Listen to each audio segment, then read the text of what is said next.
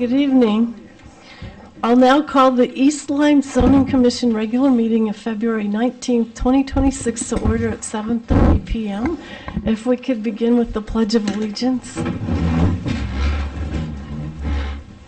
I pledge allegiance to the flag of the United States of America and to the republic for which it stands, one nation, under God, indivisible, with liberty and justice for all.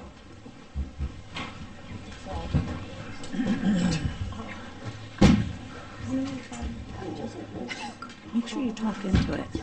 Well, welcome to everyone that came tonight. We'll do our official roll call. Ms. Jet Harris. Here. Ms. Kalal. Here. Ms. Markovitz. Here. Mr. Peck. I'm here. Ms. Uhas. Here. Ms. Edwards. Mr. Liska. No. Ms. Sesko. No, not yet anyway. We have Mr. Mulholland. Here.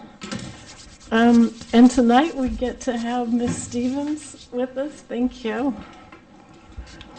And our ex officio, Ms. Hardy. Great. Tonight we're going to start a little differently. We're lucky to have Attorney Bleasdale come. He's going to talk to zoning about the most recent legislation. I'm sure you've all heard about it, number 8002. This meeting, I just want to let people know it's a business meeting. It is for zoning. We will have, the commission will be able to ask questions, but I'll have to ask, we're not taking questions or comments from the audience with Mr. Bleasdale here. If you have questions, you can talk to Mr. Mulholland later in the week. They're like this as far as the regulations go. So at this point, I'd like to introduce Attorney Bleasdale. Thank you and good evening. My name is Tim Bleasdale, as mentioned. I'm from Carmody, Torrance, Sandeck, and Hennessy, the Town Attorney's Office, and I am here to talk about HB 8002. You may have also heard it referred to as the Special Session Public Act 25-1 or simply the Housing Bill. So essentially it's a major statewide housing policy reform bill, and the general goal of it is to promote housing growth throughout the state with a specific focus on trying to foster the creation of so-called middle housing, which you can think of as being somewhere between a standalone single-family home and a high-density apartment building. So think about duplexes, townhomes, things like that. The Act creates a number of different mandatory provisions for the Zoning Commission, as well as some optional provisions that you can choose to adopt. And those optional provisions are generally incentivized by, if you adopt this provision, then it unlocks this potential funding source for some town agency, something along those lines. And we can get into more details about that later on. There's a lot of provisions in this Act that deal with things that are sort of beyond the Zoning Commission's purview that are related to housing, but I'm not going to get into any of those tonight. I'm going to try to focus on things that matter to you, and I've also been told that there are members of the Planning Commission listening in tonight, so I'll also be talking a little bit about that. And I'm going to start with the thing that's most important for the Planning Commission, and then we'll have implications for the Zoning Commission down the road. What you should know, though, is we're expecting further changes in this law. The reason for that is there are certain deadlines that are set for different state agencies, regional entities like the councils of government, and towns that are in the Act. And generally speaking, the state deadlines fall first, and the state agencies have already started missing some of those deadlines. So you might see some amendments come down that shift the timeline a little bit. The regional councils of government have been going through this Act with a fine-tooth comb, and they've been finding inconsistencies, so we're expecting some legislative fixes of those too.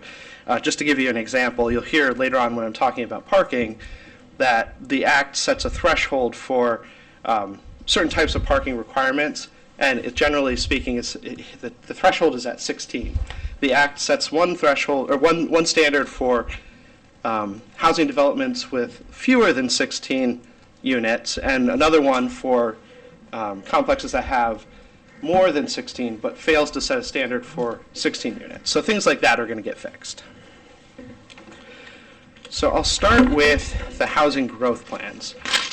which is one of the big ticket items that I'm sure you've heard about in the news. So this is a topic that is initially going to be primarily something that the Planning Commission is working on. But down the road, once we have a plan in place, there's going to be a lot of activity for this commission to do to put those policies into action in the zoning regs. So essentially, a housing growth plan is going to be a document that identifies policies that the town is setting for itself to promote housing growth, targets for increasing housing generally, but also specifically affordable housing, and then identifying necessary regulatory changes, so things that we can put into your regulations to help promote housing. And then there's basically three different types of these housing growth plans. There's going to be sort of a state level one, a regional one set by the Council of Governments, and then if the town chooses to have its own local version, you can do that. The Act sets up a choice for the town between choosing to join a plan that's written by our local regional Council of Government, CCOG, or going on its own and coming up with its own plan. So we're expecting more guidance from the Office of Policy and Management that will tell us more specifically what has to be in these plans, the format of them, the different appendix documents that we'll have to have in there. But the Act does have sort of a laundry list of things that we expect to see in these plans, and I'll just sort of read those off for you. The first is that it has to have a goal for the town for affordable housing units. How many are we going to develop going forward? If we're not using the goal that you'll hear about that's set by the Council of Government, we have to explain why we disagree with that, and that has to be in the report. We also have to identify land that may be developed in town to meet our affordable housing goals. So we have to proactively go out and identify land that's potentially ripe for development in that way. We have to identify strategies to improve the accessibility of affordable housing for persons with disabilities. We have to identify strategies to promote diversity of different housing styles, just trying to recognize that folks need different types of housing at different stages of life. We also have to create an inventory of land that's essentially government-owned land within the town boundaries that could be developed or redeveloped into residential or mixed-use developments.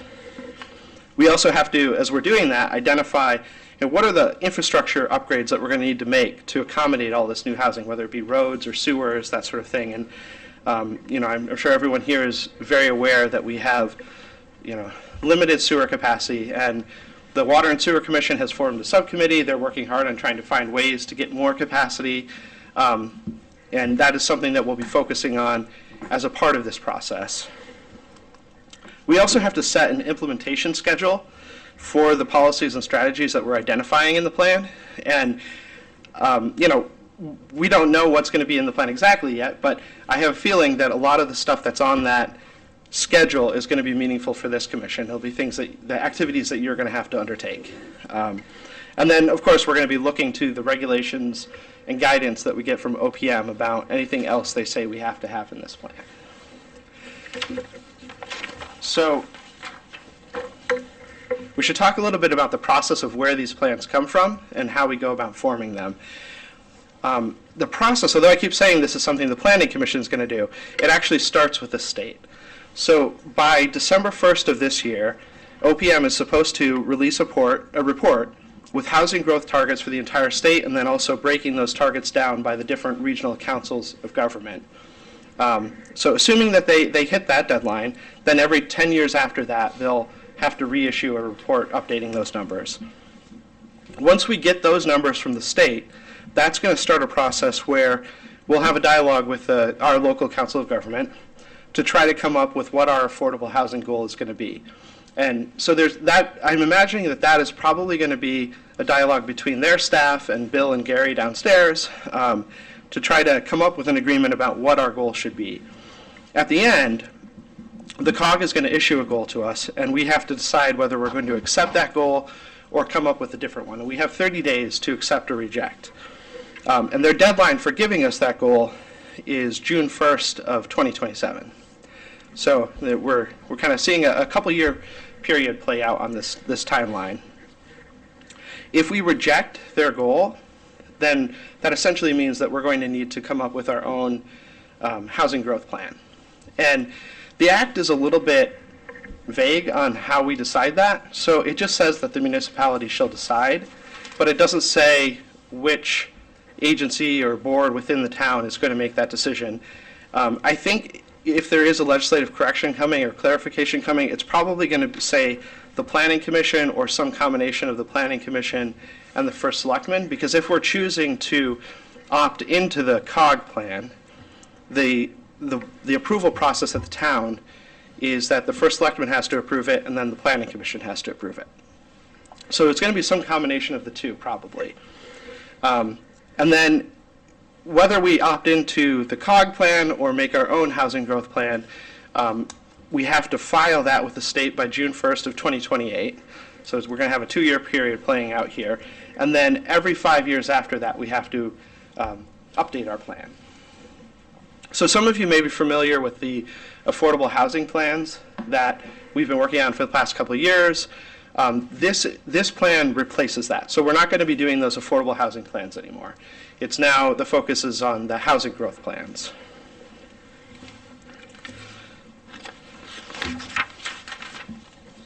So unlike the affordable housing plans, though, there are repercussions if the town doesn't meet these deadlines and objectives. So if we fail to submit our own housing growth plan, assuming we've opted to make our own, or to comply with the policy schedule that's in there, we stand to lose funding opportunities that are created by this act, as well as potentially losing eligibility for things like an affordable housing appeals moratorium. So it's going to be very important that we stick with that schedule and we make sure it plays out correctly and that we follow all the guidelines and regulations that come out. In terms of the difference between the COG plan and a local plan, they're basically the same content that has to be in them. But if we opt into the COG plan, the COG will be doing most of the work on that versus having to do it in-house. So that's something that I know Gary will be talking to the Planning Commission about, because it's really going to fall to them to do all the heavy lifting of producing that report or the plan if we opt into the local housing growth plan. Does anybody have questions on that topic before I move on to something else? Yes. When you talk about this, the new breakdown regionally and every 10 years, where does the POCD fit into there, or does it? Will that become null and void too? No, it's a good question. So we that's something I didn't mention, but we do have to. Our housing growth plan has to be It has to stay in line with the POCD? Exactly, that's the word I was looking for. And actually, if the POCD deadline falls at the same time as the housing growth plan deadline, we can actually fold it in as a chapter in there. It doesn't have to be a standalone plan. So nothing is required to change the language of the POCD and the matrix that goes with it. That will still stand. So, well, your POCD also is going to have to be consistent with the housing plan. So they're going to work together. Does that make sense? It does. It's just. So, how many members are on CCOG, and are they familiar with East Lyme? Well, so every planning commission of member towns has a representative on the regional planning commission. So I'm actually on that regional planning commission for the town of Waterford. I don't know actually. Do you know, Bill, how many member communities there are? I don't know how many, but usually the first selectman goes, or if there's a town manager, would go. Right. So I don't know specifically the answer, but typically they're the decision makers. Yeah, My understanding. I believe it's essentially New London County. Would you think that? I'm sorry, Bill. If I may. Gary, how many members at COG? Oh, Gary, sir. Yeah.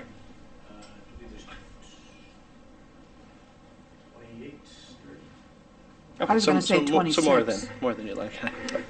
I have a question. Yes. It may be early to ask this question, but since we already have the water and sewer thing, moratorium, when the Office of the Policy and Management calculates our developable develop a land, will those infrastructure limits be counted so that any plan that the town develops reflects what it can actually support? Yeah, like when they make state mandated changes for infrastructure, who pays for it?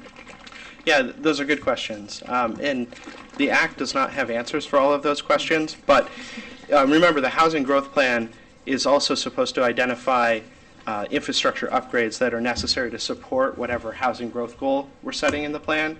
So if the state and the COG are telling us that we need more housing than our current infrastructure can support, one of the things that we should be saying in our plan that we submit to the state is, we understand that these are the goals that we should be working towards, but, here's the reality on the ground. These are the infrastructure obstacles that we're facing, and this is where we need investment, whether it's from the state or however we work that out. It's a little bit off topic, but I can tell you that the subcommittee that they have at the Water and Sewer Commission is really looking under every rock, trying to figure out different ways to get more capacity. So some of the options that are, some of the provisions of the Act that are optional for this commission about whether you adopt them or not, you should know that they may be the key to unlocking funding sources that could fund the expansion of the sewer plant in New London, or upgrades of sewer lines or roadways, things like that, more sidewalks. Is that related to the grants that the town could receive, or? Yeah, there's a few different provisions that has grants or loans, things like that. So how many people are on that are making these decisions? Like, are they doing it regionally? Like when Ann asked the question about do they know East Lyme? Mm-hmm. Are all these decisions being made in Hartford? Like not decisions, but they're doing the framework now. It's going to take a while, right. But do they have a representative from our coastal area towns for making the East Lyme specific plan?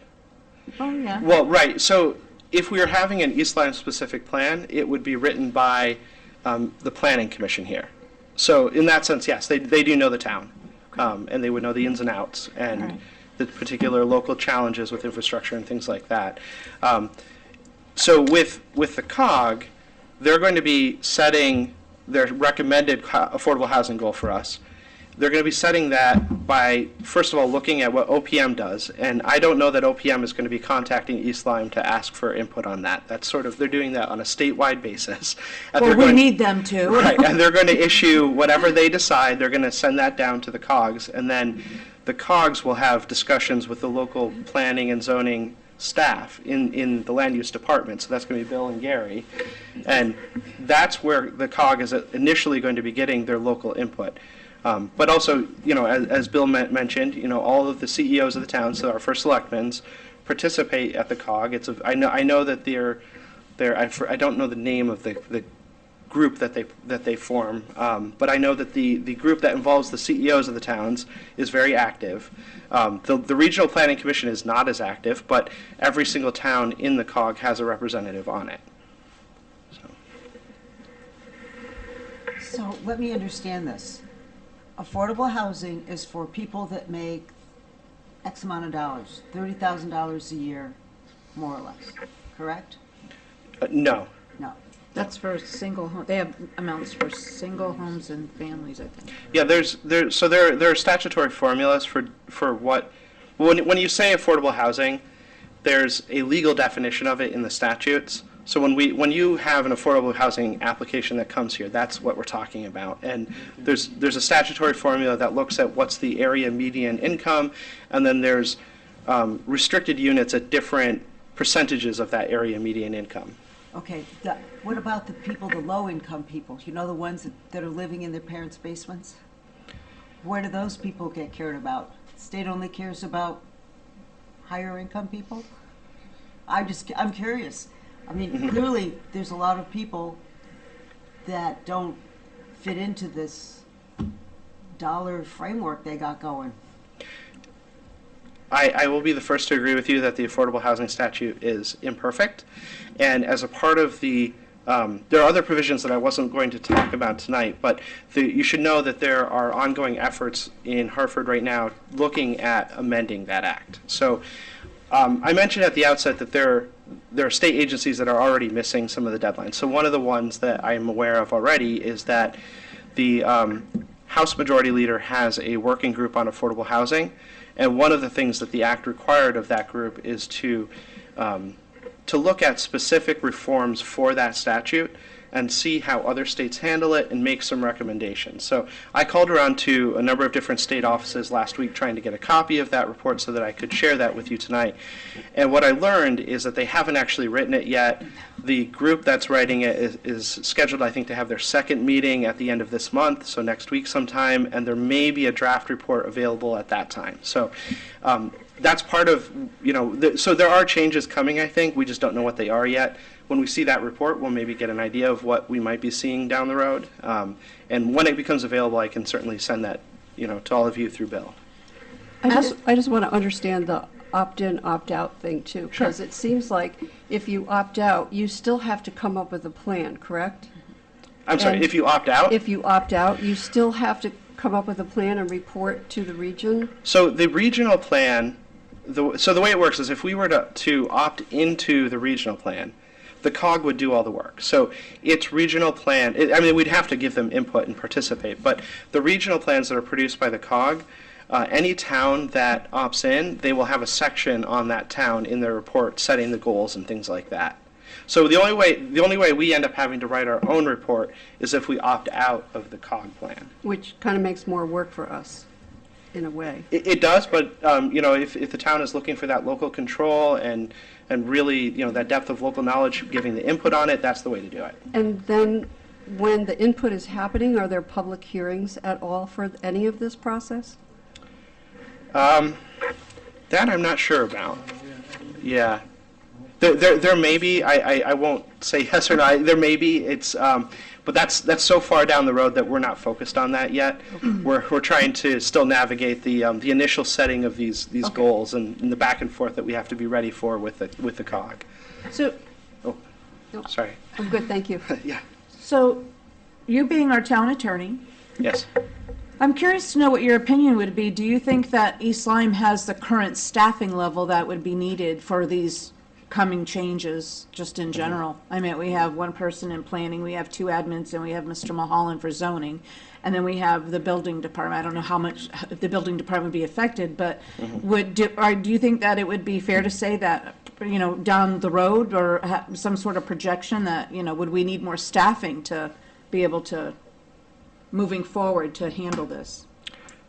So I think that question is probably better put to Bill and Gary. They have a better idea of what their workload is like and the different things that they're trying to accommodate, because a lot of the regulatory changes, the writing of these reports, things like that, are going to be handled in the land use office. It's not something that the town attorney's office is going to be taking the lead on. We'll certainly be involved, making sure that we're complying with the statute and reviewing drafts and things like that, but all of that heavy lifting will be done by your staff.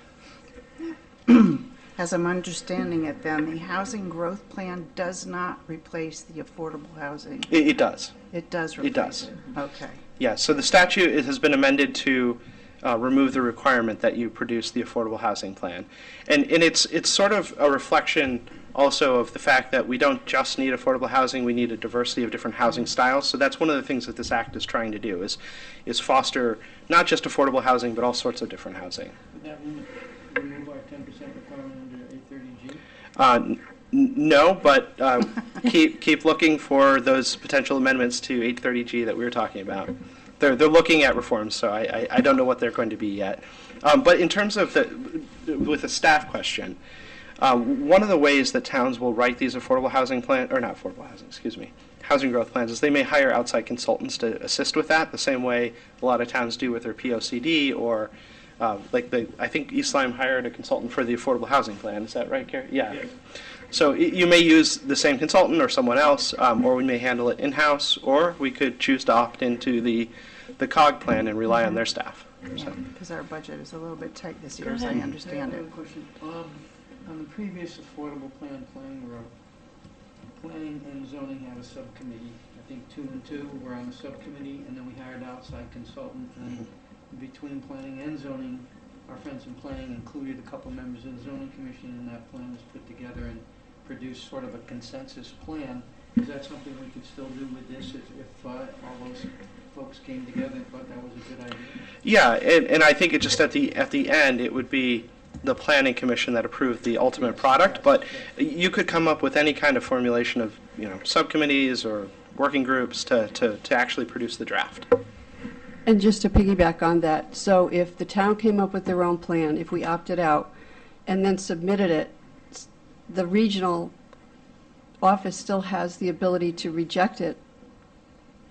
Well, actually, okay, so, good question. So you're right. There is a procedure where say we've opted out and we're writing our own local plan. Before we submit to the state for approval, we have to submit to the COG, and they will give us written comments about changes that they think we should make.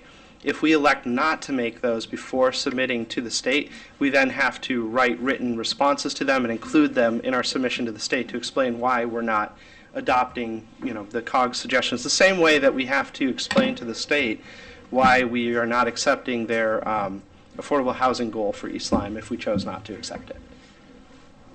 You mentioned the moratorium. Yes. Will this have any effect on that? For our situation, it turns out no. So there are a number of different little adjustments that they've made to the different routes to a moratorium and thresholds and things like that. Starting this process of their 8-30G amendment. So that was one of the things that we have been looking at as this process has been playing out. Is this going to cause problems for the application that we're working on? It turns out it doesn't. We are under the threshold where the old rules will still apply to what we're working on right now, and so we're moving forward with that. But there are optional provisions here that if the zoning commission were to adopt them, you could potentially get additional bonus points towards the HUEs. Right? Hopefully you guys remember those, that we talked about those a lot over the last couple of years, but the housing unit equivalency points. So if there are certain optional provisions, if you adopt them, you get extra points. So if in a future round, if you were to apply for a moratorium again, that's something to keep in mind that, I think you probably, unless they drastically change the formula, you probably have enough points that you could apply again another round and be fine. But if you found yourself in a position where you needed more, you could adopt those optional provisions to get the bonus And points. we're still waiting to apply the first time. And when you get finished with that, could you give us an update on the current application? Yeah, so I'll just briefly say it now. I don't want to go into too many details right now just because it's not properly on your agenda tonight, but we when we started putting our draft together last fall, we initially found some compliance issues at 38 Hope Street where some restrictions had fallen off the land records, and we had to do some work to get those back on. My understanding from Bill is that his office has fixed those problems. And while we were dealing with that, the special session was called last fall, and we were watching these things kind of play out. And so we were watching what was happening. We had to do the analysis. And now that we've gone through that and we see that the path is still clear, we're picking that back up again. Does anyone have any other questions about the housing growth plans? I don't recall seeing any criteria, let's say if the COG was the decision maker and they did the plan. My understanding is they have to assign a number of affordable units to be built in each different town. I didn't see any criteria anywhere yet as to how they're going to arrive at that decision. Yeah. Can you shed any light on that, or are we still too? Bill? So Can you speak into the Can you microphone? I'm put sorry. it up to, because I've got the volume Yeah. all the way up on it, but we can't hear you. I'll need the volume. I'm curious about the decision-making process where if the COG was to be the decision maker, what's the criteria to assign the number of affordable housing units to each town? And, will our friends in Ledyard get less or more? Will we get less or more? And what is it based on? I know there's some criteria, but I haven't seen anything really specific. Are you aware of anything yet, Tim? Well, so we're waiting on more from OPM on that. And I believe the statutory deadline on that is March 1st of this year. So hopefully we'll be getting more information on that soon, assuming that they actually meet that deadline and it doesn't get pushed. But, when that becomes available, I'll certainly forward that on and Bill can distribute it and everything. But that's where I'm looking for a lot more detail to come in. That's what we're hoping for anyway. is that they fill in a lot of the blanks on this. But, you know, I think you should also keep in mind too that affordable housing goal that the COG comes up with and recommends to us, they're supposed to create that through sort of that back and forth dialogue with the town to try to, you know, get our input, and hopefully it will reflect that local input. I was at a CCM conference in Connecticut, which had all the small towns and cities, and some of the discussion, tabletop discussion was towns like Greenwich were going to be ordered to build 900 units. So some towns apparently are going to really be inundated with some of these units.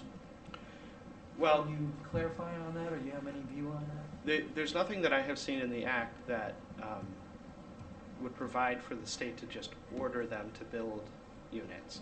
There's different ways that units can be built under the act, and some of the mandatory changes that we'll talk about here in a little bit open up commercial zones to different types of housing. It's not specifically affordable housing. It's actually targeted more at, I mean, there can be an affordable component to it. Nothing prevents that. But the housing, the mandatory housing provision that we'll talk about in a little bit, specifically is opening sort of that middle housing to commercial areas. So like your duplexes, things like that, townhouses. Is there an addendum in this plan that they can't do any harm to a town, or if it's going to create a hardship on the town or the residents of the town? Is there something in there that kind of like, you know? Well, I mean, these plans will cover a lot of ground, and the town will have its, if you decide to write your own plan, the Planning Commission is going to have the ability to explain why it's staking out its, you know, position. So one place you might be responding to something like that is, let's say the town decides to reject the recommended affordable housing goal that the COG gives us. We're required to respond and explain why we're not accepting that. And so that might be one place where you would voice concerns like that.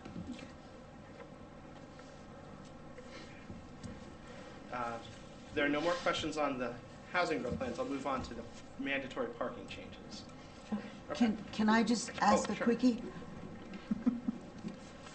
The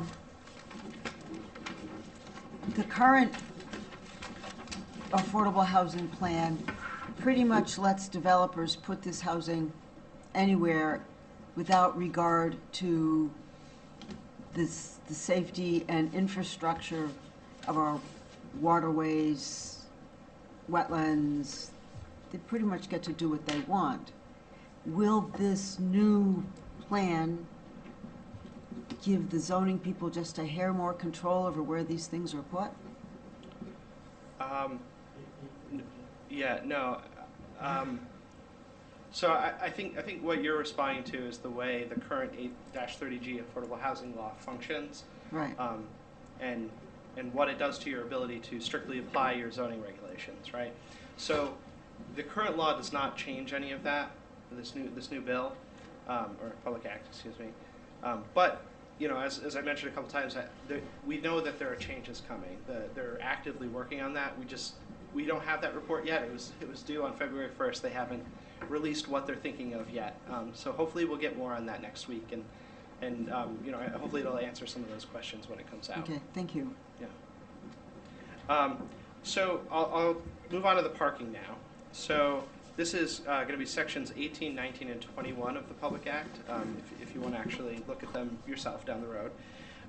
But essentially what it's going to do is it is restricting the town's ability to require a certain amount of minimum parking. So it prohibits the town, with certain limited exceptions, from denying a residential development application solely for failing to conform to an off-street parking requirement.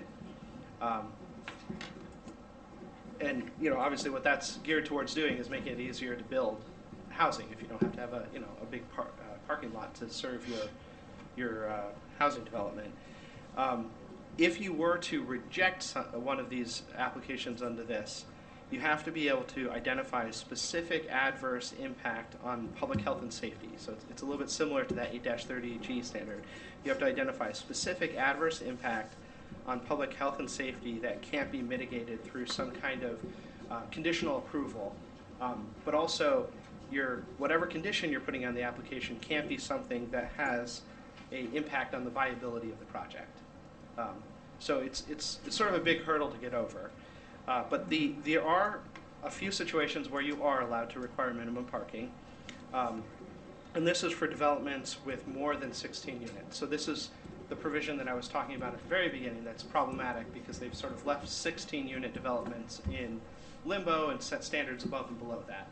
But for units, so for developments with more than 16 units, the town can require a minimum of 1 space per studio or 1-bedroom apartment unit, and 2 spaces for any unit that has 2 bedrooms or more.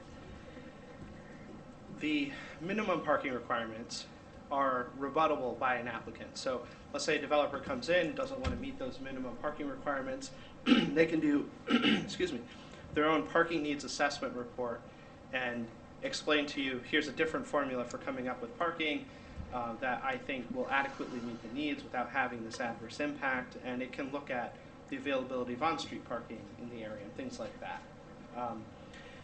The other scenario is for developments with less than 16 units. You can also have those exact same minimum parking requirements, but only if you adopt what's called a conservation and traffic mitigation district. And again, the developer can rebut those with their traffic needs assessment report.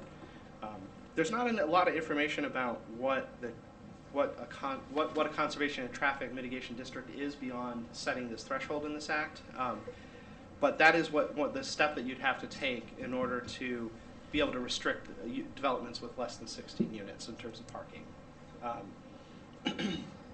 And again, we are expecting amendments to this section because of that, 16 units being in limbo. So it's possible they could add more to these conservation and traffic mitigation districts as a part of that. It also allows the town to adopt regulations allowing a developer to pay a fee in lieu of meeting those minimum parking requirements, but it has to be specifically for commercial developments or a residential and mixed-use development with 16 or more units. So your ability to do that fee in lieu of parking is tied into some limitations as well. So I think those are pretty straightforward. Does anybody have any questions about those parking changes? Does that apply only in commercial settings or commercial zoning districts? Well, it's anywhere where you're allowed to have housing. So, right, because these are parking restrictions that are tied to residential developments. And those are mandatory changes. The fee in lieu of parking, that's something that's optional, but the other changes in terms of parking that I've mentioned are mandatory, so we have to do that. And so Bill will be writing some regulation amendments for you on that text amendment. But I don't imagine that's going to be too extensive. But we'll see. Well, when and we get this into the parking weeds. is a huge issue. Yeah. It's a huge issue. Up until this point right now, I mean, I haven't heard you say anything about a town being able to protect its potable water or the environment. And did they put anything in this new act about protection of potable water? Not specifically, I think, in the way that you're thinking of, but remember, if you're going to, one of the sole basis that you can reject a housing development on under this new rule, if it's not meeting the minimum parking, is if it has a significant adverse impact on public health and safety, which could potentially include your concern about. So that wasn't taken out of this new act, like it's in the 830G as well, but that stays in there. Yeah, that's the It's new, in there? that's the new standard. The specific adverse impact on public health and safety, which can't be mitigated by some kind of conditional approval.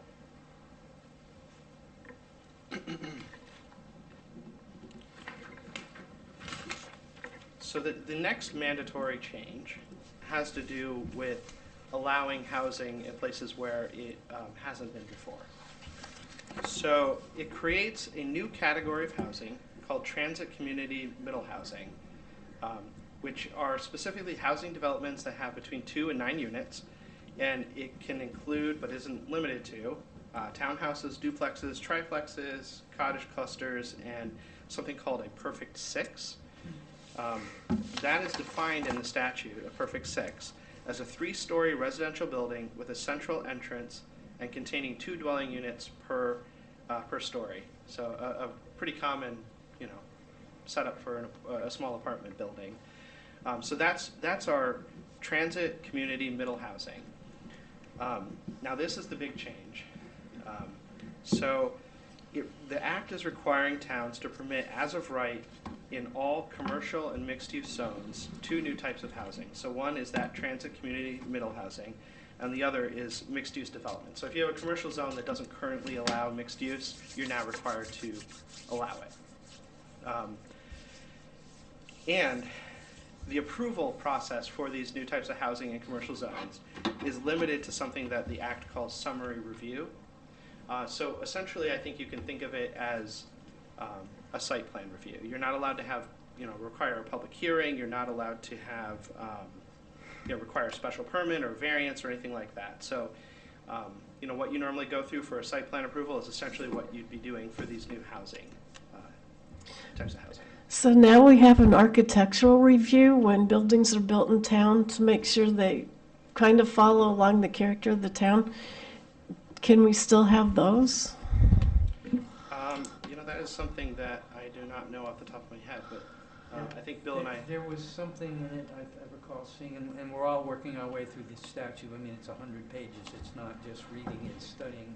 And I remember seeing something about character, but I don't recall exactly what it said. We'll have to probably refresh and get back to you on that one. Yeah, I think so. I recall that as well, but I don't know the answer as I stand here, so question we'll will work be- on that. The question will be, what is character? So I wanted to pause here just to sort of ask Bill if he can kind of give us a sense of where these new types of housing would go in East Lyme, as the rules are currently written. So where are our commercial zones? Like, where Well, would we the be seeing commercial this? zones are essentially Niantic, which is a CB commercial zone, central business. You have what we call CA zone, which is really arterial zoning districts that follow Flanders Road, Boston Post Road, and out 156, essentially halfway out to exit 72. And up in Boston Post Road from Flanders to Four Corners west, it goes out about 1.5 to 2 miles. And then it runs east up Boston Post Road to Waterford. So those would be those commercial districts that are in town that are reflected on your zoning map that is off to your left of the zoning commission, and those districts identified on that zoning map. So you could potentially be seeing some big changes, if parcels that are currently being used for something else, but nothing's guaranteed under that. So we just have to see what the market does on that. It looks like you have a question. So this applies only to commercial districts, And mixed not mixed use. residential districts, And mixed You- use. and mixed yeah. use. There is an optional provision in the Act that if you were to allow the transit community middle housing in residential zones, you could unlock some funding potentials. It's sort of an incentive to do that optional thing. But this provision I'm talking about here does not require that. But it also, you can kind of see here the Act's focus on fostering that middle housing because there is no affordability requirement here. And this new category of housing that it's permitting is specifically that middle housing. So if it doesn't have to be affordable housing, why would you add that in? Well, I think it reflects the idea that we don't just need affordable housing, we also need a diversity of housing styles. I think the examples that's often used is, when you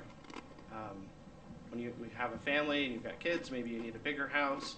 As your kids grow up, move out, you maybe don't need as big a house. Maybe you need a townhouse or something like that, something that might fit your lifestyle a little bit better. And, at different life stages, when you move out of your parents' house, you don't need, necessarily a big single-family home. You might want a townhouse or an apartment. And so by having a diversity of different housing styles, we're going to create different price points in town, but also the ability to accommodate East Lyme residents who are born and raised here throughout their whole life if they chose to stay.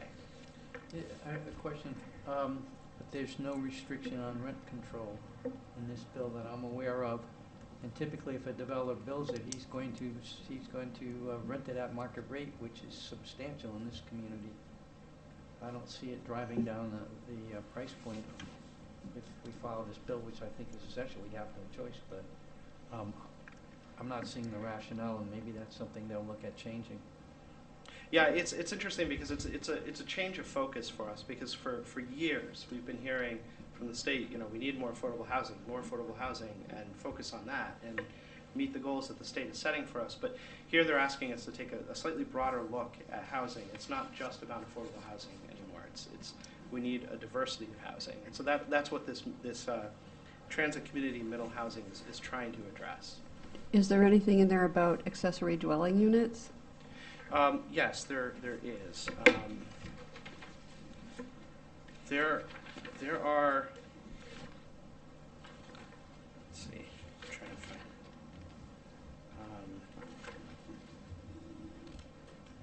I'm sorry. Just bear with me a moment. No problem. Yeah. So there's another optional part of this bill, and I can talk about this now if the commission's ready to move on from these changes.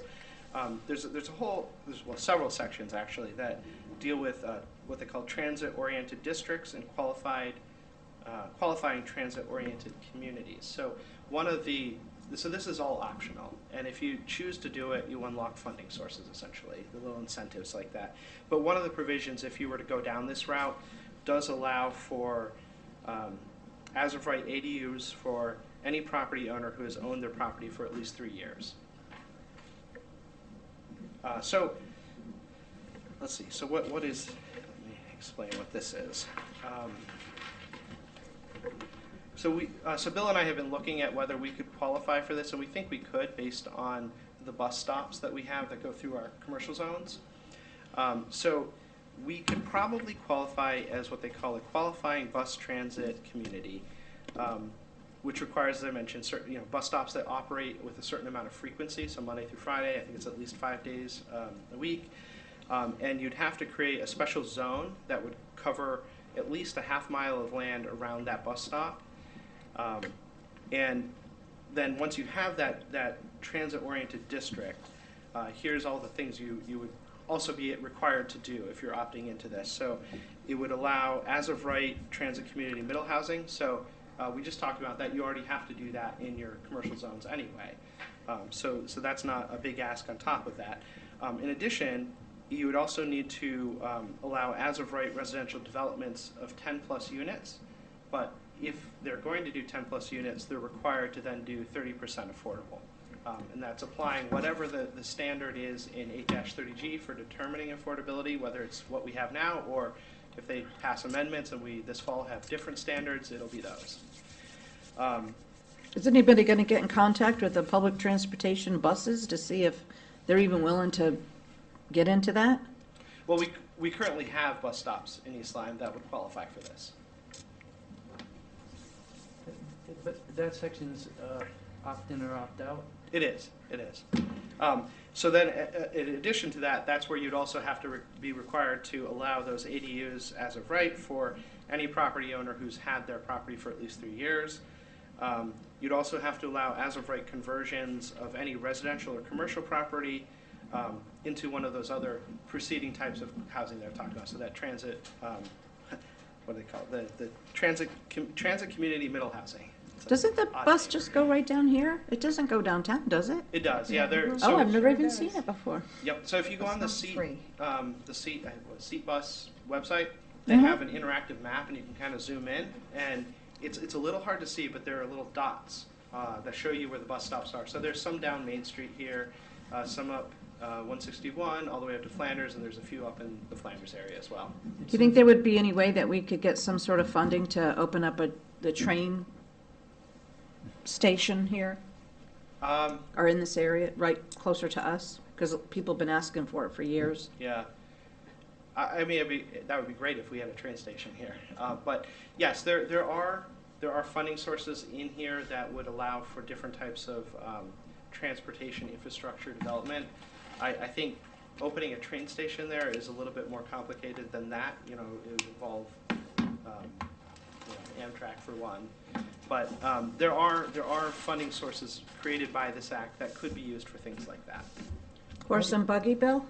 Are these funding sources state money or Yes. federal money? State money. Because I think federal money's kind of dried up. Mm-hmm.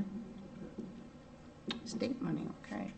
Yeah, and the pool of money that's available in these state pots may change from year to year. Yeah. There's no set limit in here. But that pool is going to be, every community in the state's probably So- going to be looking for the money. So let me give you sort of the quick hits on what those funding sources are that you'd qualify for if you went down this route. So the first is grants and aid for public infrastructure. So if we can show that we're in compliance with our housing growth plan, that we're demonstrating progress towards the schedule of activities that we're supposed to be doing in that plan, and we receive approval as a qualifying transit-oriented community, we'd unlock those funding sources, and you could use those for anything having to do with public infrastructure improvements that are associated with fostering new housing. So, that's going to be your roads, your water and sewer improvements, sidewalks, things like that. Potentially, maybe even, trying to open up the train station. So, like I said, a little bit more of a complex project than the sidewalks, but there is funding for stuff like that.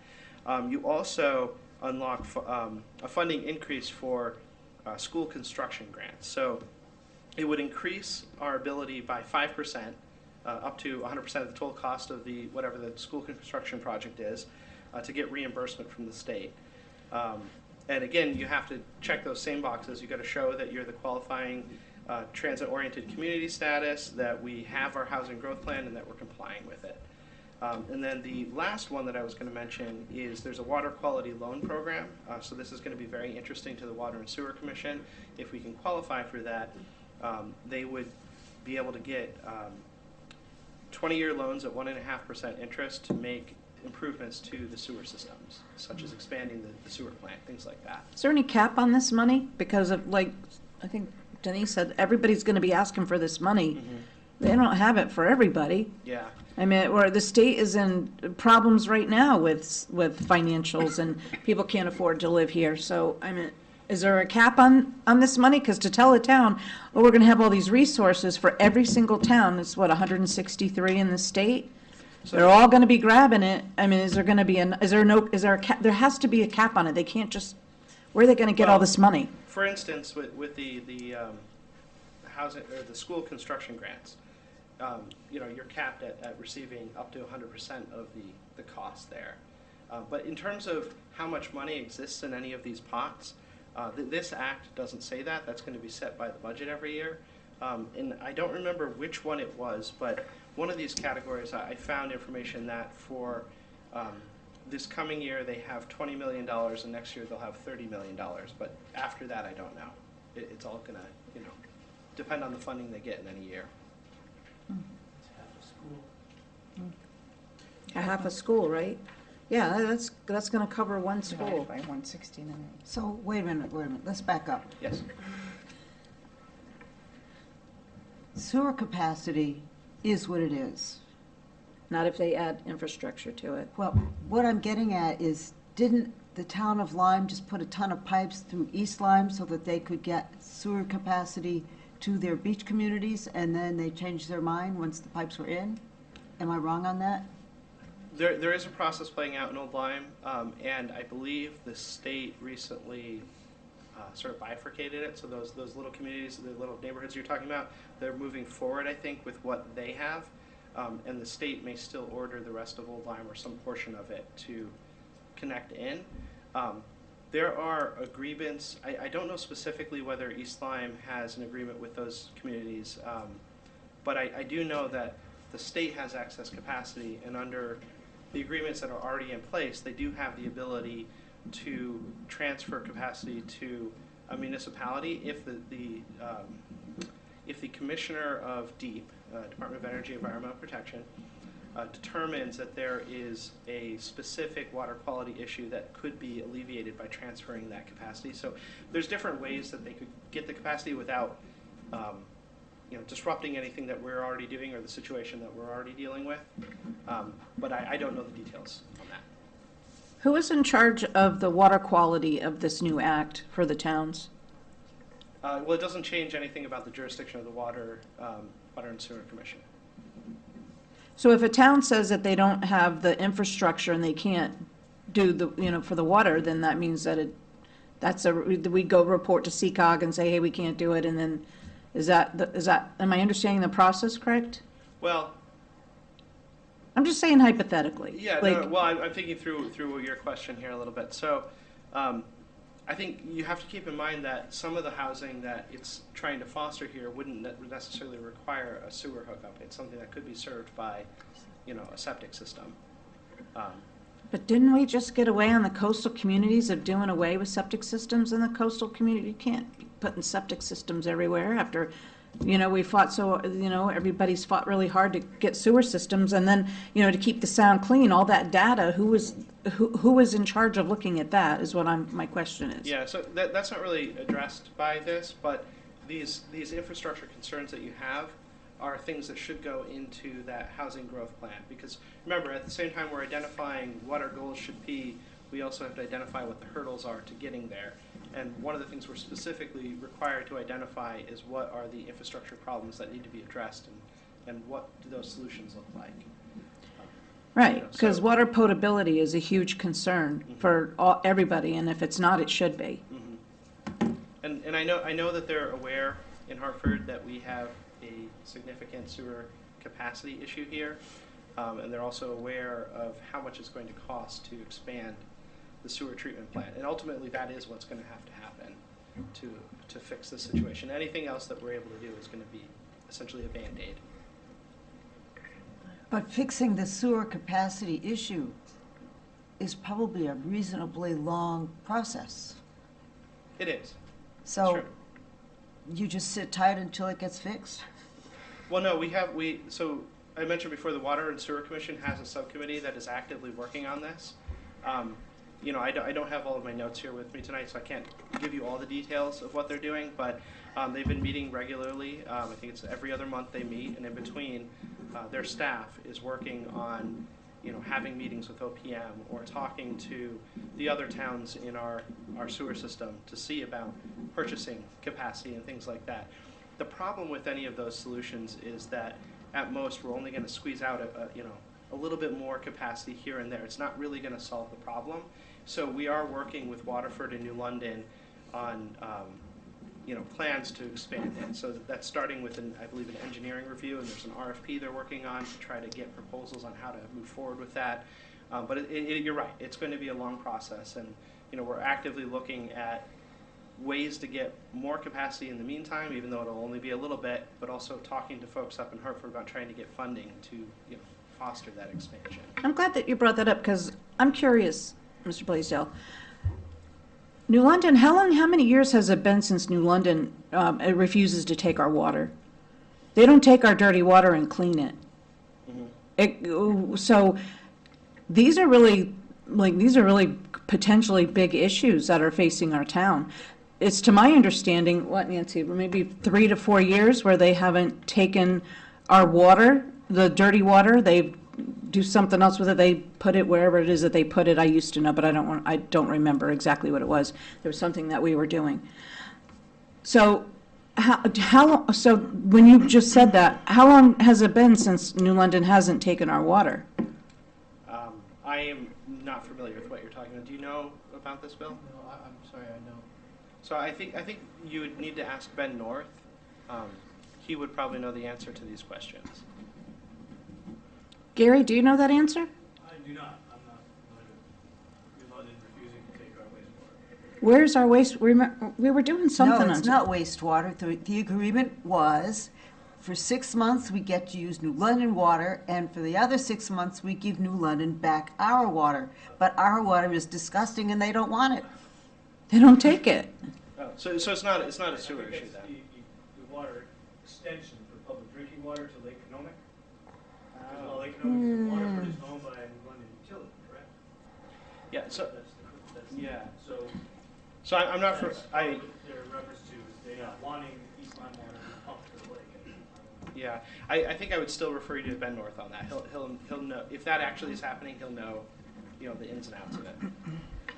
I might be skipping ahead, but I was reading a new bill, 151. I don't know what, In the current session. yeah, that they're taking away height requirements, property setbacks up to 5 foot to your neighbor you can build. Like, has that passed, or are they just working on that, or what, like, what's going on with that? So I am not familiar with that, but you said it's 151? Yes. If I may. Yeah, please. Phil Mulholland, zoning guy. I think it's coming out of committee. They're talking about it, and they're trying to move it out of committee. It's a follow-up bill to the one that's 8002, where they want to eliminate height and setbacks, et cetera, et cetera. It's a pretty drastic proposed bill. It would just destroy so many little towns. I just didn't know at what point it was. And Yeah, so, as I say, I'm not familiar with that particular proposal, but keep in mind, we're early in the legislative process for this session, and I think there's probably going to be a number of different proposals moving through. Some may not go beyond committee, but Bill and I can certainly look into And this. I'll just note that CCM has sent an email out, essentially getting all small towns and cities to rally against this proposal. So I've received an email, I think it was a couple days ago. So they were looking for comment and opinions. Just seems like a lot of pieces are up in the air and nobody, they have all these deadlines and stuff, and it's like, I mean, really, how long did they work on this before they, passed it? I think there were the bill that we ended up with also was put together with pieces of other bills. So, just like I mentioned, there's proposals moving through right now, and some of them may make it, some may not. But I believe it was sort of pieced together like that. The organization of this act is actually pretty hard to follow as well. They didn't group related provisions together. They're sort of sprinkled throughout, which is part of why it's taken everyone so long to go through it. We're just now starting to get guidance, from some of these advisory boards, like the Council of Governments and things like that. Thank you for your honesty in saying that. Sure. Do you have a question? Or just starting? Okay. I'm good. All right. So I want to be mindful of the Commission's time. There are other optional provisions that I can talk about, but I know I've already taken an hour of your time. Do you want me to keep going? Or should we have him back to the commission? I mean, are there any that seem more important than others, or? The other big optional change is to create priority housing development zones. And again, it's one of these things that if you do it, you unlock, potentially some incentives. But, it is optional. So essentially, that would allow us to designate an affordable housing zone on a piece of land, and what would that do for us? In your No, so a priority housing development zone, I'll just run through the quick bullets on it. It has to be an area of at least 10% of the town's developable land, and it has to permit multifamily housing as of right. No requirement that it be affordable or market rate, just multifamily housing has to be allowed as of right. And that there are specific density requirements, so you have to allow 4 units per acre for single-family detached dwellings, 6 units, per acre for duplexes, townhouses, 10 units per acre for multifamily, and this is again another type of housing that's only going to be subject to site plan approval, essentially, and then. Once you designate an area like that and write all your regulations, you have to submit them to the Department of Housing for approval. So there's a lot of state land in town. Yes. So can we propose the state, the prisons system?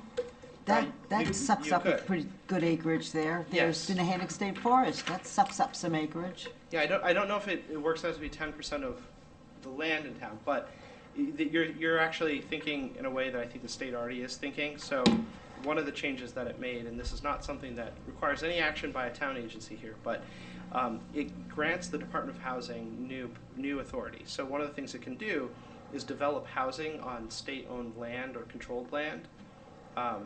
And so I made a note of that because obviously we have a significant amount of state-owned land here in East Lyme. And the other thing to keep in mind is that they have unused sewer treatment capacity.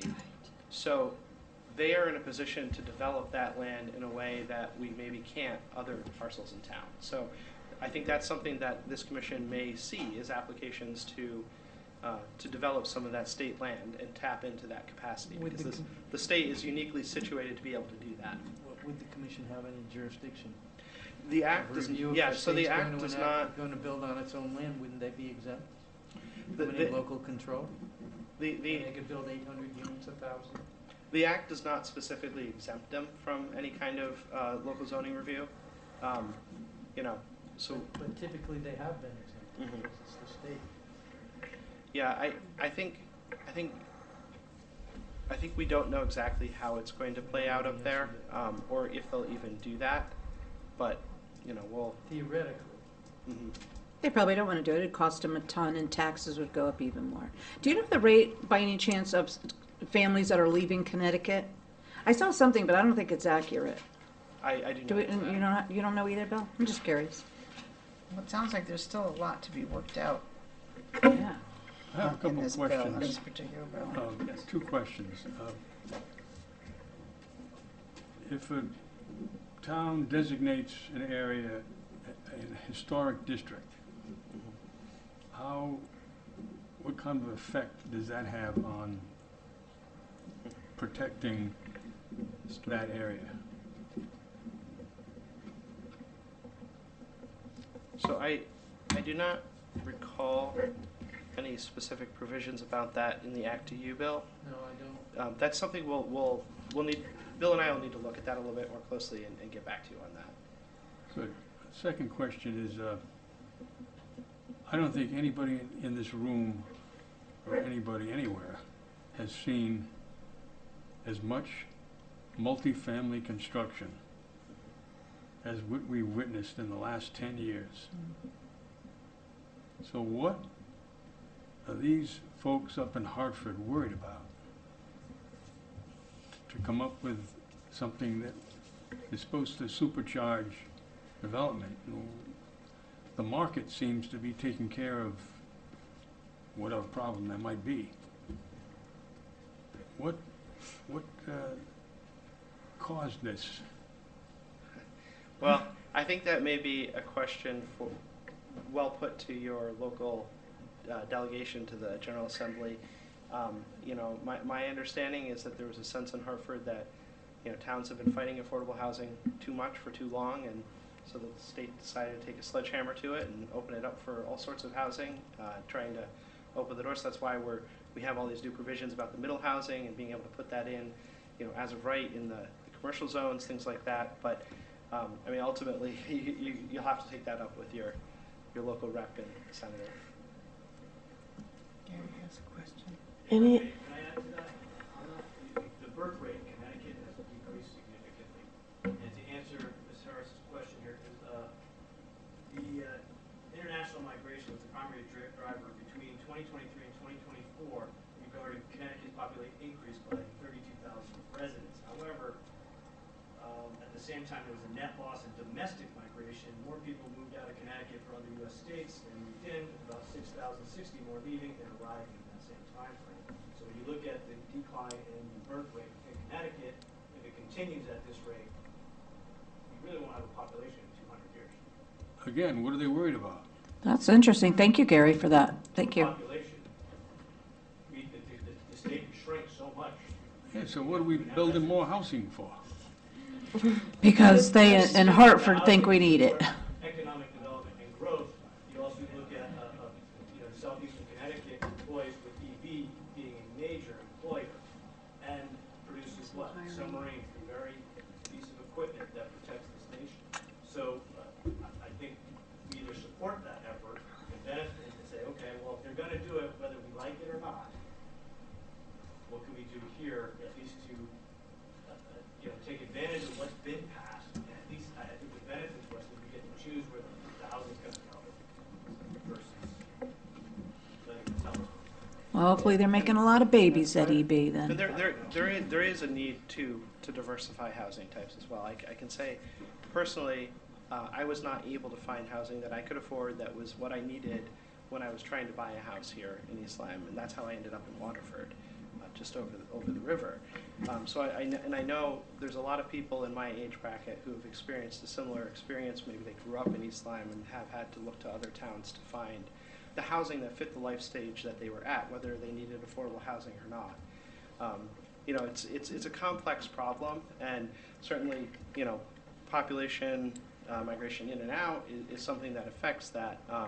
But it's not just a question of having lots of multifamily housing or affordable units or market rate units. It's the whole complex picture. I think to add to that, though, from my comments earlier, since I'm the point of the sword and I sit down with all the developers and builders when they want to do projects, not a one of them is going to build when he looks at the market. He's looking at market rate. If he's going to rent, if it's rental, it's market rate. That's what he's going to build for. And so if you're 23, you're just out of college, there's still not housing for you based on looking at the market, because the market's not going to have that rent that you can afford. So I'm not so convinced this is going to incentivize additional housing, because they're still going to, practically speaking, in the real world, put it on the market as a rental for whatever they can get. With a quick sidebar, I've got an apartment building in Noack. You all know I do Noack zoning. It's on the water. It's a rehab. It's a two-family. They want $7,000 an apartment per month. There's 2 of them. I thought he was going to ask 3. He wants 7. So that's where the market is in southeastern Connecticut, south of 95. I mean, you talk about different types of transition, like those kinds of, places to live and stuff like that. They're still you can't expect the developers to build stuff for free. They're in it to make money. It costs a lot to do it if they're going to do it right, you know what I mean, and be responsible building developers. So where do they think that they're going to get it cheaper? They're not going to get it cheaper. Well, how do they think they're going to get it cheaper? They can't expect the developers to lower their price just to, let everybody live here in East Lyme, or even in any towns, but we'll just stick to East Lyme. So when you talk about these different transitional types of housing, like townhouses and stuff like that, they're still going to go for full market rate. So nobody's getting a break. They're still going to have to pay. So therefore, it does not open anybody else to move here, the young couple that we all want to support, right? But they're still going to have to pay the full market rate. They're not getting a break on the price. So who is really benefiting? Well, it's not necessarily about the affordability question. It's not this middle housing that the Act is trying to promote. It doesn't have a requirement that any percentage of it be income restricted. It's about creating, that market of middle housing that is absent in a lot of Connecticut towns. And to your point, it may go for full market rate, but the full market rate of a townhouse is going to be less than a single. And they're going to start getting HOAs. Who wants to live in an HOA? Seriously, who wants to say, I would rather have a single house, a single dwelling, versus living in a townhouse where you can hear people and there's people all around you? So when they do that middle, residential stuff there. Yeah, and keep in Who's mind it too, it's not benefiting? just townhouses. I keep using townhouses as a diversity. Well, give us some other examples. So, cottage clusters, for instance. So Cottage clusters? Yeah, so there you may have your own detached dwelling, so you're not having that shared wall where you're getting the noise, that sort of thing. It's the different types of housing styles that we're creating with this middle housing may not be, the right choice for everyone, but there is demand out there for those choices. That's part of why the state's pushing it. I think I should probably not comment on it beyond that, because really we're getting into sort of the policy decisions that are for Well, the I'm just curious. commission and for your state rep. What about and things like those little small houses, like you see on TV? Those cute little things, where they that. have There are like. no tiny house provisions. in Yes, this. no, I think, no, if we're going to open it up, let's just open it all up. Let's get some tiny house provisions where we can, yeah. There are restrictions on manufactured homes, on what the town can do with those, but that's sort of a different. Well, I think that's a Okay. little. Yes. I have a point. Because we have other business. on Yes, the we agenda. do. Should we invite him to come back? Yes. Is that something we should do, give him the hour? Mhm. Is that something you can do to I- finish up, or where are we? Well, I think really what's left that I haven't covered are procedural issues that Bill is going to be managing for you. Okay. So I think Yeah, Yep. Yeah, they've created some work for you, but yeah, I'll work with Bill on those, and if he feels like the commission needs to hear it from me, then I can. come Yeah, back. let's just play it by ear, maybe. But yeah, you certainly have a lot of other things on your agenda, and I don't want to take up your entire evening. So we certainly appreciate you coming tonight. Are we allowed to Thank ask one you. more thing about the moratorium? He already Well, what is, updated I us. wanted to know what his projected, where are we at exactly? Bill's staff gave you the information that you needed from Hope Street. Mhm. So where are we at? Yeah, so the update that I provided earlier was that we have a partial draft, and that we stopped drafting it last fall when we were sorting out the compliance issue and then looking to see all these different changes that were coming in the act, because there are a number of different changes to 8-30G in here, and we had to play that process, see that process play out, and go through the final public act to see how it applied to our situation. And that's what Bill and I have been working on doing, and it has taken a while. That's where we year, are now. right? Almost a year. Almost a year. Yeah, it has. Is there a projected date when it would be ready to take to Hartford? And did the first selectman ask you to hold off on it? We have been working with him and advising him along the way, but we had to stop and fix that compliance issue, and then the special session was called, as I said, and we had to sort through those things. We are working on it. I don't have a specific date for you. We've been more focused on this and preparing for this, and working with our cogs to try to get through it all.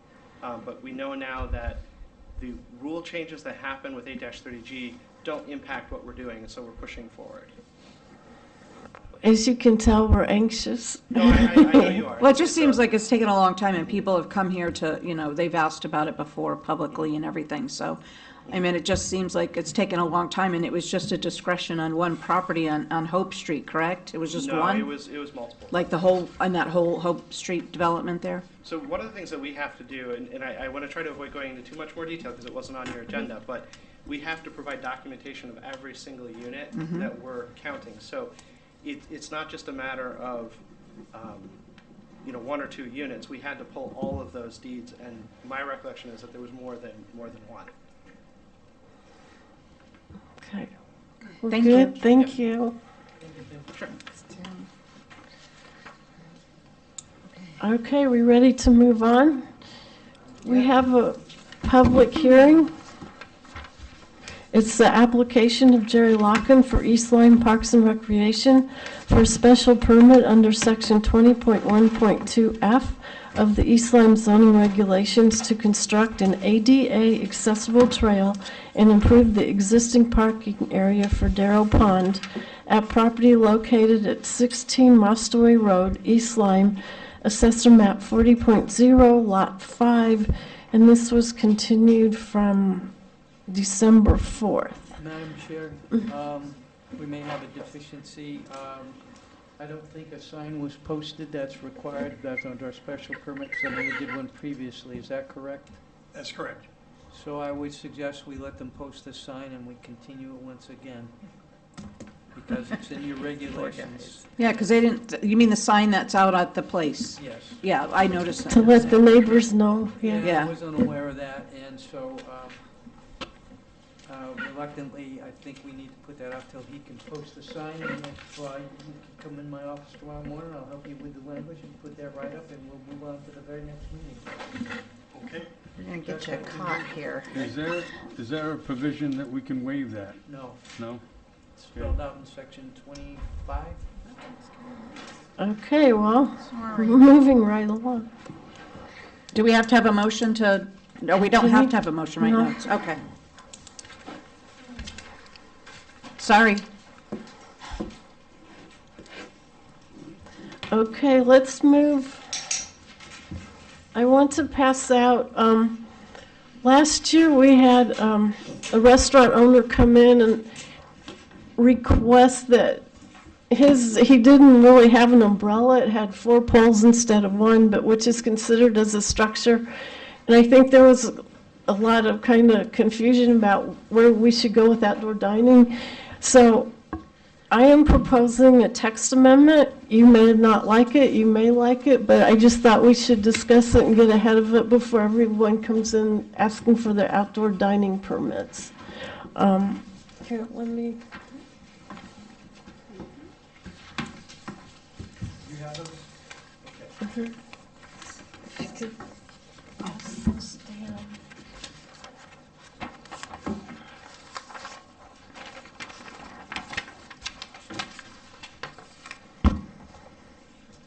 I can go ahead and read it. February 18th, 2026, East Lyme Zoning Commission, Town of East Lyme, P.O. Box 519, 108 Pennsylvania Avenue, Niantic, Connecticut, 06357, regarding proposed zoning regulation text amendment outdoor dining. The commission is proposing to amend 20.24 restaurant outdoor dining in CA and CB zones. It is specifically proposed to amend section 20.25L. The section currently states outdoor dining areas shall not be enclosed either by permanent or temporary structures, tents, or buildings. It may be established under a covered porch area, which is an integral part of the building in which a restaurant operates. It is proposed to add the following language in item L after the word building, unless specifically requested by the applicant and approved by the zoning commission. So the full text would read, outdoor dining areas shall not be enclosed either by permanent or temporary structures, tents, or buildings unless specifically requested by the applicant and approved by the zoning commission. It may be established under a covered porch area, which is an integral part of the building in which a restaurant operates. Very truly yours, William Holland.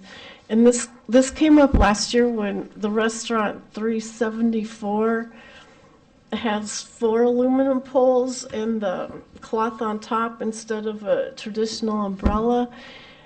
And a lot of people thought that looked better than the giant big oval umbrella that was put on the other sign when we had asked to take that down because it was a structure. So I was just thinking, would we want to give the owners flexibility to suggest something, but at the meeting, we'd have the authority to approve or reject if they wanted to vary from our regulations a little bit. So that was all.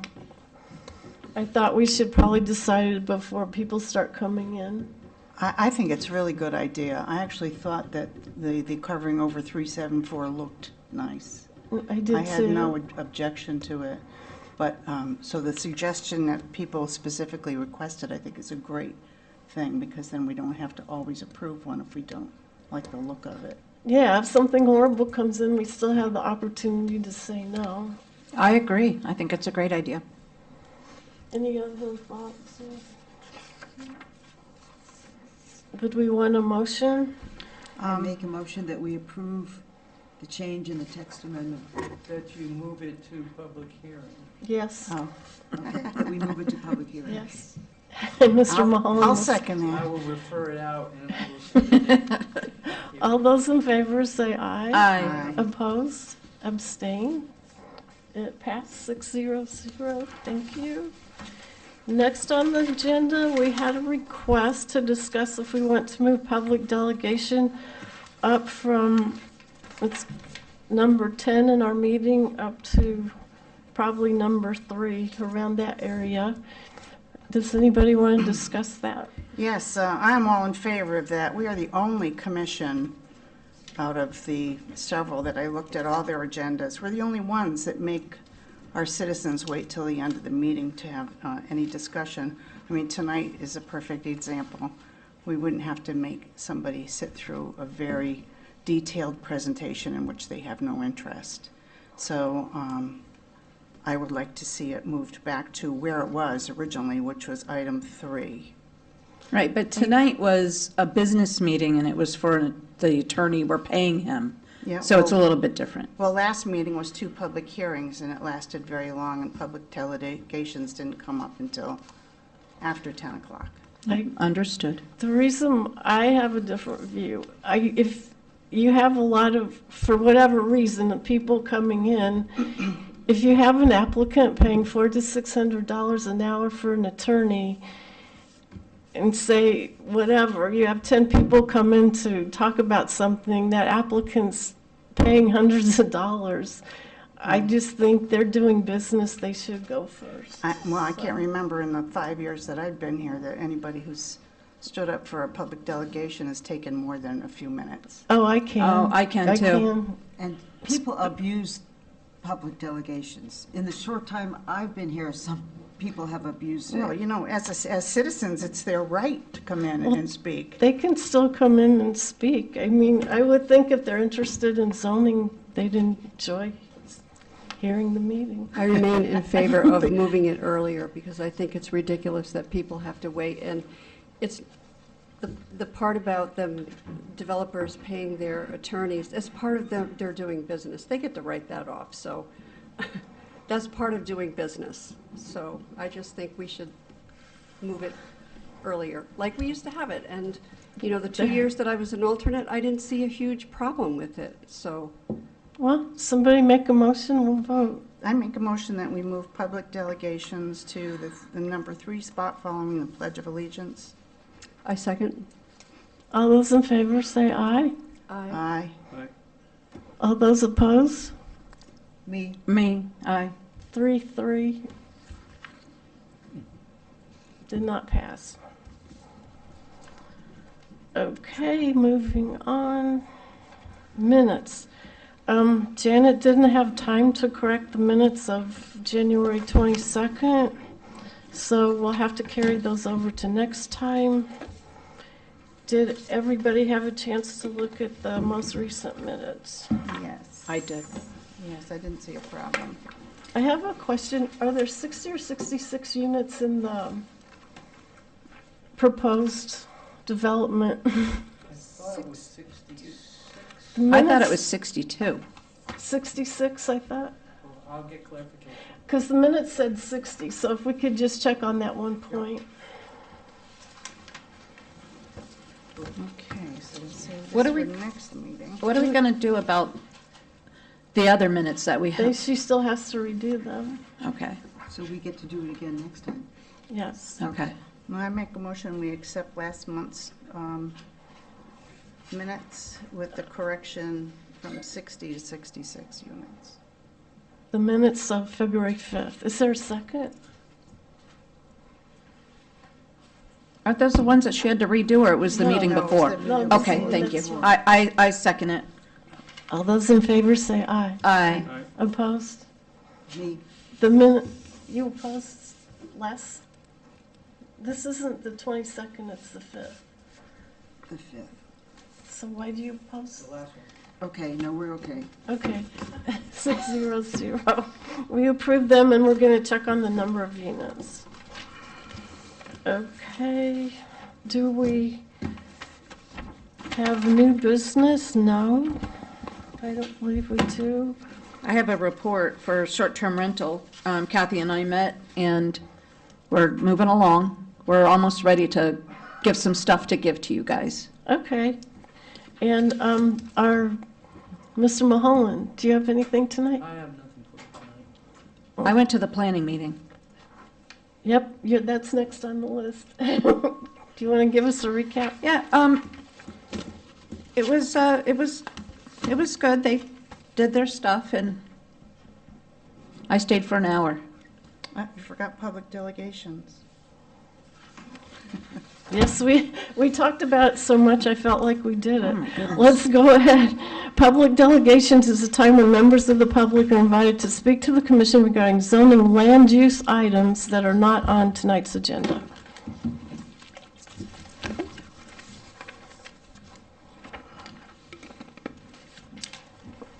Hi, Lisa McGowan, 33 Spinnaker. I haven't been here for a while, but when I do come, I really enjoy listening to the entire meeting, with the exception of, so I just want to formally ask the East Lyme Zoning Board to restore its ruling and have the public delegations portion placed at the beginning. That was on the agenda tonight, so as you can see, public delegations for items not on tonight's agenda. But you didn't pass the motion, so I guess I'll just It's,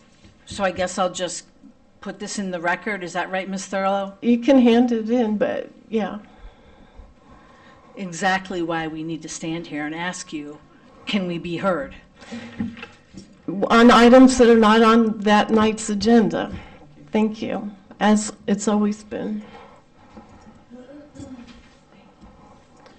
Are we ready to, Ms. No, there's Hardy? somebody here. He wants to come up and talk. Oh, I'm sorry, come on up. Good evening, zoning commissioners. My name is Darren Owen. I'm a land use consultant from the firm EO Associates. We're based at 972 East Broadway in Stratford, Connecticut. Thanks for having us here. I'm here acting on behalf of a property owner that's located at 0 West Main Street here in East Lyme, James Quill. Before the commission this evening, seeking comment from the commission in regards to the permitted uses within the CA zoning district and further the suitability of filing a zoning text amendment, amending the permitted uses, adding storage facilities in the CA zone. I realize this is not an item on tonight's current agenda, but the input from your commission would help us better determine whether filing a zoning text amendment is warranted, more particularly for properties in this zoning district, which are constrained by wetlands, but border a state highway and are otherwise minimized on what can be developed due to sewer moratorium. I appreciate your time this evening, and I would appreciate any comments that you might have.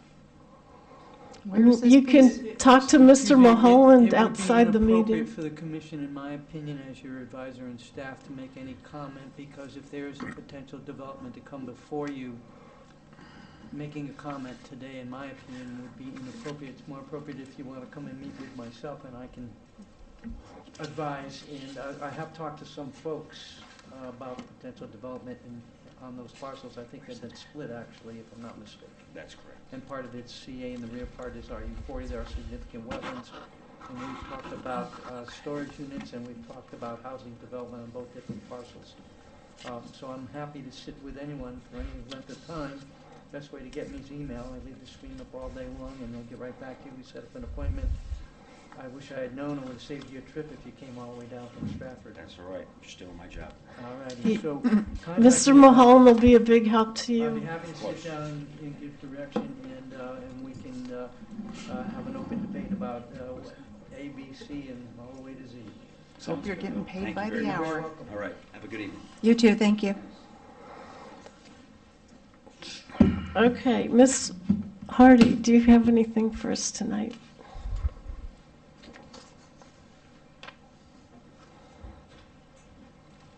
I decided to sit on that side after I saw myself on TV. On the camera. I've tried to move it and everything. During the last 3-hour meeting. I decided not to sit there again. I thought that I would just comment briefly on the budget process, the amount of time that's been involved, sorts of things that we have considered, and primarily the real concern about our basic infrastructure in town. All of the things that our taxpayers depend on us delivering, such as trash pickup, which you get as part of your taxes. In many other towns, you pay extra for the trash collection. It's not included in your tax bill. And if you look at the number of services that are provided in town, you begin to realize why you pay a lot in taxes. And I think that that relates to tonight's discussion about housing, in that the amount of infrastructure that is required to support these developments. And I'm not going to comment further on that, but just something for you to start considering, because you still have this under consideration. But we have spent, just before even getting to the full board, the Capital Improvement Committee, I've tracked the time, we have spent 35 hours in meetings discussing the request for fire engines. Wow. The request for police vehicles. And you think about the types of developments that are generally, not being specific, but generally being proposed, the amount of what this means for the infrastructure. Every time that trash container comes to your house, that arm goes up and down and then back. Think of it doing that another 150 times a day, 140 times a day, whatever. And so I think that as you look at these things, I think that this would be an appropriate consideration as to the effect of this on the basic infrastructure.